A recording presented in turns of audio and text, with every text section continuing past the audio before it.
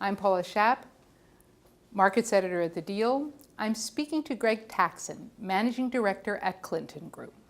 Greg, The Deal followed your campaign with Wet Seal very closely, and I thought that might be interesting in retrospect, because it was a very successful campaign, to explore what happened. I remember that, in fact, there was this great moment where the company was not willing to accept that you'd won your consent solicitation.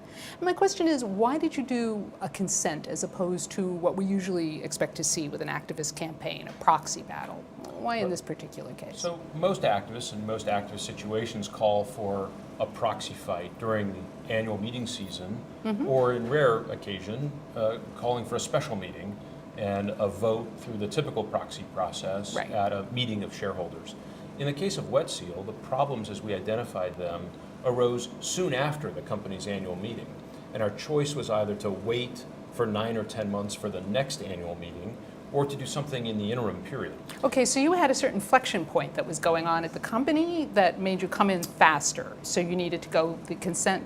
Is that what I'm understanding? What was that inflection point? What were you seeing at that particular juncture? Well, we had approached the board regarding the performance issues, really the long-running performance issues at the company.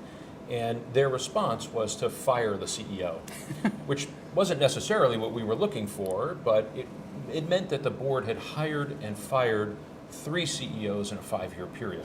And our concern was this same board now is going to choose a 4th CEO, and we didn't have any confidence that the 4th CEO would be any better. Another example of what that might be? Well, either something just in the news or something that you've also been involved with? The circumstances vary widely for sure. I mean, we've been following closely the situation with Vivus. Okay, and Vivus is of course that's a the biotechnology company. Right. That First Manhattan very successfully ran a proxy fight, over the summer, the end of the summer. They did a great job. We're completely supportive of what they're doing.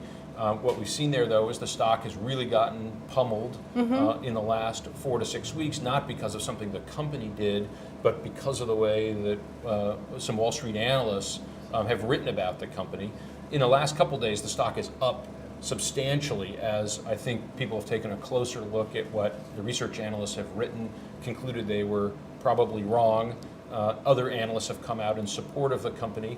We think there's still some misinformation in the market about Vivus and its intellectual property. So where would funds like yourselves fit into that scenario, potentially? Well, this is a somewhat obviously unusual situation, but we think Which you like, apparently. We like unusual situations, but we think we've got information that can be helpful to our fellow shareholders to provide them additional comfort about the company's IP estate and the value of the patents that they have and their protectability and survivability through a challenge. All right. Well, thank you very much, Greg. I appreciate the time.